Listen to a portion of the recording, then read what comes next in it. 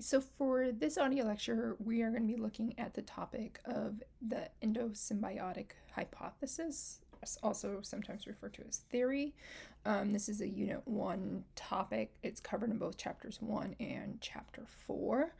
And it looks to explain the origin of certain organelles that we see in eukaryotic cells but don't see in prokaryotic cells. So with the endosymbiotic hypothesis, it looks to explain the origin of mitochondria, and chloroplasts are the most common ones, but there's also hydrosomes that are found in, that are an anaerobic endosymbiont. So the ones we're going to focus more so are on mitochondria and chloroplasts. Students usually are a little more familiar with those. And as you can see in the figure from Chapter 1, that's on the upper right hand side of this slide, you can see how we have these animal cells, fungi, protozoas that contain mitochondria. And if we actually were to step back in time, we can see that there's actually a cell that's like a pre-eukaryotic cell. And inside it actually has a symbiont. So an organism that are living in a symbiotic relationship. And that organism is able to perform the function that we see a mitochondria perform. And when we think of a mitochondria, we think of how they are the powerhouse of the cell. They're the site of ATP synthesis. And so, that pre-eukaryotic cell wouldn't have been able to undergo biochemical reactions in order to produce ATP. So that would have made it vulnerable. But with the endosymbiotic hypothesis, what's believed to have happened is that this pre-eukaryotic cell engulfed a bacteria, a protobacterium, that could undergo the process, the biochemical reactions that led to the production of ATP, and because it had the enzymes. And because it's living inside of this pre-eukaryotic cell, it's going to give both these cells a little added fitness, right? So the bacteria cell that's going to end up becoming the mitochondria, it has protection, right? So it's not competing with everything outside. It's actually getting what it needs to survive from the other organism, the pre-eukaryotic cell. The pre-eukaryotic cell benefits because it has a source of ATP now.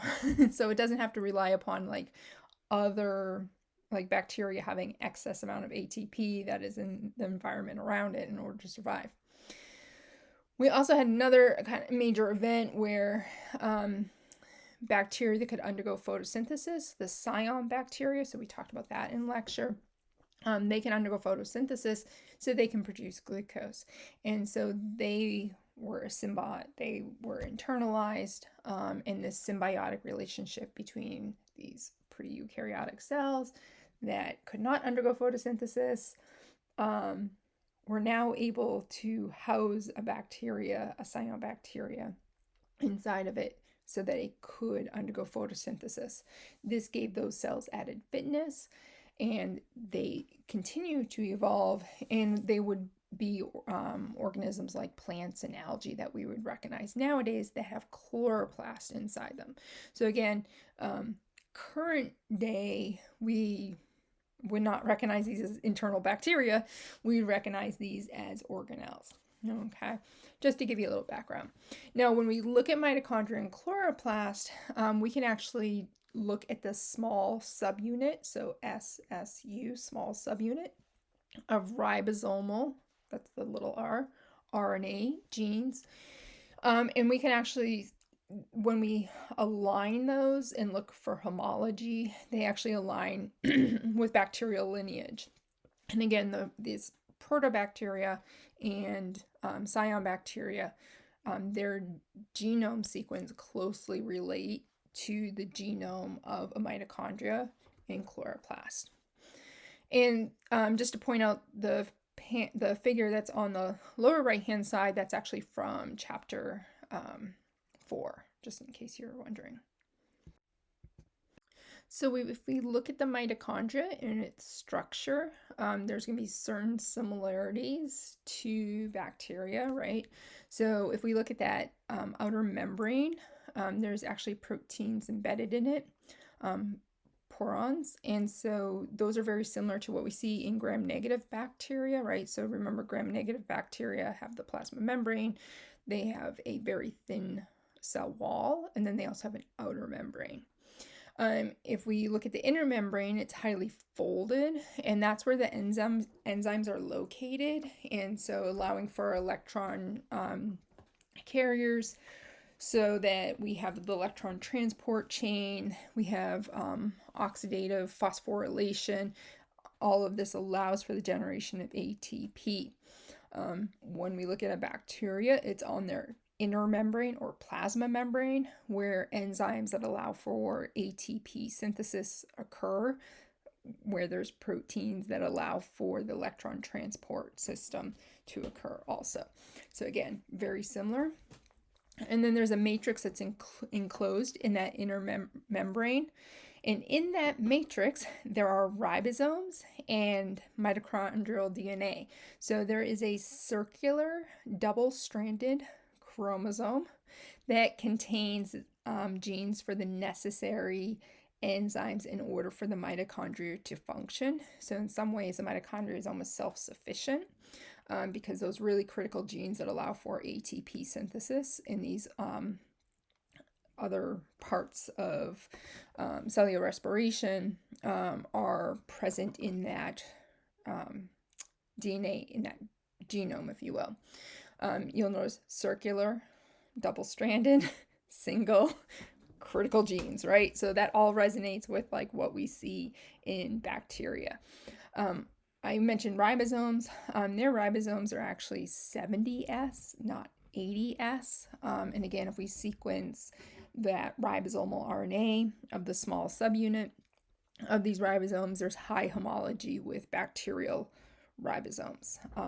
Just like if we were to sequence the mitochondrial DNA, there's high homology with bacteria, ancestral bacteria. There's less homology with today because the current bacteria have had hundreds and thousands of years to evolve, so they're not going to be as aligned. When we look at chloroplasts, we see similarities also if we were to compare that to the cyanobacteria that can undergo photosynthesis. And so also similar to mitochondria in their matrix in the stroma, and within that inner membrane, they have their own DNA, single chromosome, double-stranded, that contains the genes for critical enzymes in order to undergo photosynthesis. They also have ribosomes. Those ribosomes are 70S, and if we were to sequence both DNA and also that ribosomal RNA, there's going to be high homology with cyanobacteria. There's a number of other components contained within that matrix. It's also the site of dark reactions for photosynthesis. And again, when we're thinking about the chloroplast, there are pigments, chlorophyll, that undergo the reaction to allow for photosynthesis to occur. With cyanobacteria, inside of the bacteria, it is going to have chlorophyll that is going to allow it to undergo photosynthesis. So the locations, if we consider that membrane, that double membrane that the chloroplast has, as almost like the plasma membrane that we would see in a cyanobacteria, again, there's high homology between the two. And as I've mentioned, one of the ways that we can look at evolution of different microorganisms and different structures, like the structures we see in eukaryotic cells versus prokaryotic cells, or how closely related different organisms are, if we're looking at like the clinical situation, like we have an outbreak of listeria in meat, what they can do is actually look at that small subunit ribosomal RNA. So remember when we talked about the ribosome, it's going to be made up of proteins, but also RNA, and that there's a small subunit and a large subunit. So if we look at the small subunit for bacteria, prokaryotes, that's going to be 16S RNA, ribosomal RNA. We can look at that sequence, and then we can align those sequences and see how closely related they are. As there's more differences in those nucleotides that are present, that lets us know there was some kind of divergent event where they are no longer, like, they're differentiating. There's been some kind of mutation that's occurred, so they might have different phenotypes, different behavioral, different expression patterns. When those mutations, when those differences are significant enough, then we would be calling them a different species, right? Again, looking at this like from a clinical aspect, there could be times where those mutations are very small, and so it would be the same species, but there might be a subspecies to it.